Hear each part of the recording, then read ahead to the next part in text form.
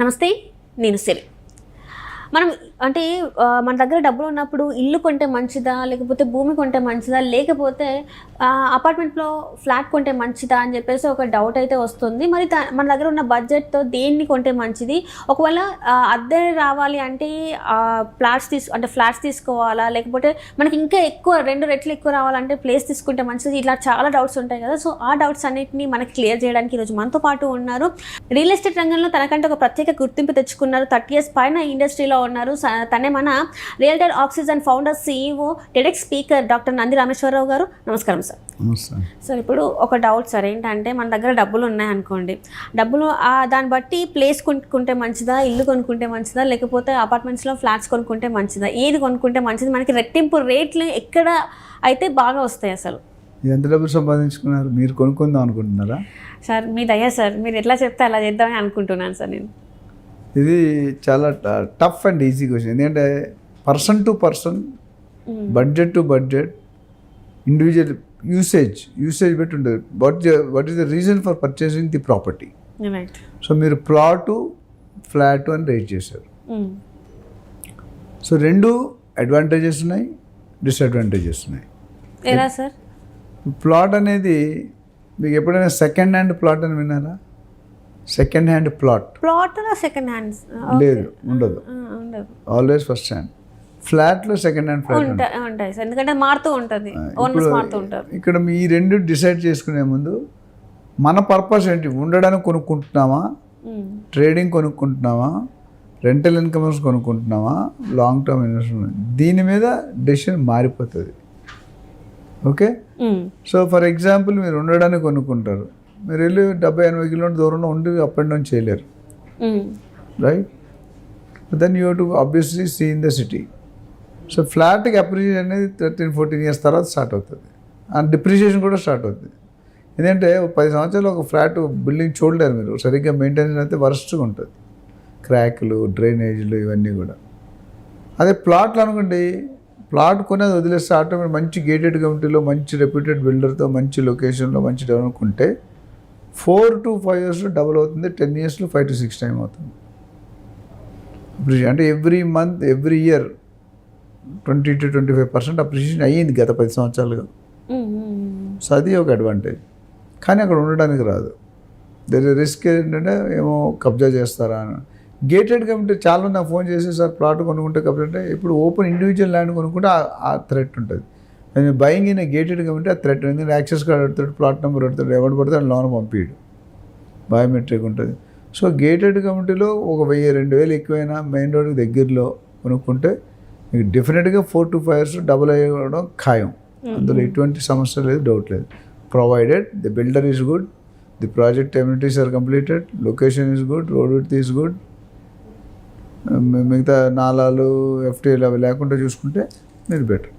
ఫ్లాట్కి వచ్చారు ఏంటంటే మీకు ఒక అడ్వాంటేజ్, మీకు already second time, first time house ఉండి సెకండ్ టైం కూడా రెంట్కి ఇచ్చుకోవచ్చు. బట్ ఇన్కమ్ ఎంత వస్తుందంటే 2.5 to 3%. ₹1,00,00,000 పెట్టి ఫ్లాట్ కొంటే మీకు సంవత్సరానికి 3 లక్షలు వస్తుంది మ్యాక్సిమం, హైయెస్ట్. అంతేనా సార్? అంతే. 10,000 నెల రెంట్. అంటే ఇక్కడ ల్యాండ్లో ఏమన్నా 20 to 24% అన్న. కాకపోతే ఇక్కడ టైం కొంచెం మనం వెయిట్ చేయాల్సి వస్తుంది. ఎక్కడ ఇప్పుడు ప్లాట్ తీసుకుంటే, ఖాళీ ప్లాట్ తీసుకుంటే 4-5 years వెయిట్ చేయాలి. బట్ డబుల్ అవుతుంది. ఎంత ఇక్కడ 3% వస్తుంది సంవత్సరానికి, అంటే ఓవరాల్ 5 years 15%. అక్కడ 1 yearలోనే దానికంటే ఎక్కువ వస్తుంది. మీరు డబ్బులు హోల్డింగ్ కెపాసిటీ ఉండి, ఇన్వెస్ట్మెంట్ అప్రిషియేట్ ఉంటే ఆల్వేస్ ప్లాట్ ఈజ్ బెటర్. తక్కువ బడ్జెట్లో దొరుకుతుంది, ఎక్కువ అప్రిషియేషన్ వస్తుంది. ఫ్లాట్ అనేది మీకు ₹1,00,00,000 తక్కువ దొరకదు. 50-60 లక్షలు అంటే అక్కడ గల్లీల్లో పోవాలి మీరు, నాలాలు, డ్రైనేజీలు ఉన్నవన్నీ. సో లేదా ఇల్లీగల్ ప్రాపర్టీస్, పర్మిషన్ లేని ఫ్లోర్స్, అది కొన. సో మీరు ఉండాలనుకుంటే మీకు ఆప్షన్ చూడకూడదు. మీరు ఉండడానికి అనుకుంటే అప్రిషియేషన్ చూడకూడదు, మీ పర్పస్ చూసుకోవాలి. స్పేర్ మనీ ఉంటే లాంగ్ టర్మ్ పెట్టుకుని ఇది పర్పస్. చాలామంది, కొంతమంది ఇన్వెస్టర్స్ నాకు డబుల్ అవ్వాలి, ట్రిపుల్ అవ్వాలి అంటారు. కొంత నాకు ఉండడానికి కావాలంటాడు. So 2 different direction. One side of the coin ఇది, one side of the coin అది. సో ఇండివిజువల్ కొనుక్కునే ఇన్వెస్టర్ కానీ బయర్ వాళ్ళ పరిస్థితి బట్టి మనం స్ట్రాటజీ ఇస్తాం. మనం consultancy, real talk investment advice సెల్లో కొన్ని వేల మందికి అడ్వైస్ ఇచ్చాం. అడ్వైస్ ఇచ్చిన ఏం చేస్తాం, మేము wheel understand the clarity from the buyer. అది ఎందుకు కొంటున్నావు, ఎన్ని రోజుల్లో కొంటావు, ఎంత రేట్ పెడతావు, ఎంత ఎక్స్పెక్ట్ చేస్తావు, ఇంతవరకు ఎన్ని ప్రాజెక్ట్స్ చూశారు, ఎందుకు నచ్చలేదు, చాలా అనాలిసిస్ ఉంటుంది. కన్సల్టెంట్ అంత ఈజీ కాదు. సో మొత్తం ఒక టాప్ టు బాటమ్ చదివేస్తామంట. Try to understand the idea is కస్టమర్కి జస్టిఫికేషన్ చేయాలి. మన ఇన్వెస్ట్మెంట్ అడ్వైజ్ అంటే వాళ్ళు రేపొద్దు మళ్ళీ మన దగ్గర రావాలి. నేను ఎంత 10 సంవత్సరాలు 20 సంవత్సరాల ముందు కొని కోట్లు డబుల్ ట్రిపుల్ 10 times 20 times కూడా అయినాయి. ఇది అర్థమవుతుందా? So that's what it depends. నేను 2011-12లో 40 కోట్లు ఒక డీల్ చేశాను మంచి ఏరియాలో. ఈరోజు 120-130 crores అయిపోయింది. ఓకే. మనం ఇచ్చే అడ్వైజ్ అంటే బయాస్ మనకంటే నాకంటూ ఏ ప్రాజెక్ట్స్ లేకుంటే అంటే న్యూట్రల్గా ఉంటాను. ఇది ఏ బిల్డర్ని ఏ ఏజెంట్ని నేను ప్రమోట్ చేయను. ఎందుకంటే our job is to give a right solution to the customer. Approval ఉన్న ప్రాజెక్ట్స్ మాత్రం మనం రికమెండ్ చేస్తాం. ఏదైనా రికమెండ్ చేసినా లేదు వాళ్ళంతా వాళ్ళు అడ్వైజ్ వాళ్ళు కొనుక్కోరు. మా దగ్గర ట్రైన్డ్ ఏజెంట్స్ ఉంటారు ప్రొఫెషనల్గా. అంతమంది చెప్పుకున్న వేల ఏజెంట్స్ని ట్రైన్ చేసాం. సో హానెస్ట్గా పనిచేయాలి. ఎప్పుడైతే commission they will look for alternatives. 1% to 2% commission అండి. మీకు మొత్తం డీల్ అంతా రిజిస్ట్రేషన్. ఒక రియాల్టర్ రోల్ ఏంటంటే identification location and property till the registration. అంతవరకు బాధ్యత తీసుకోండి. మధ్యలో ఏ డౌట్ వచ్చినా చేస్తారు. వాళ్ళు చార్జ్ చేస్తారు this minimum % as per norms. అది పెట్టుకొని చేసుకుంటే మీకు హ్యాపీ ఉంటుంది.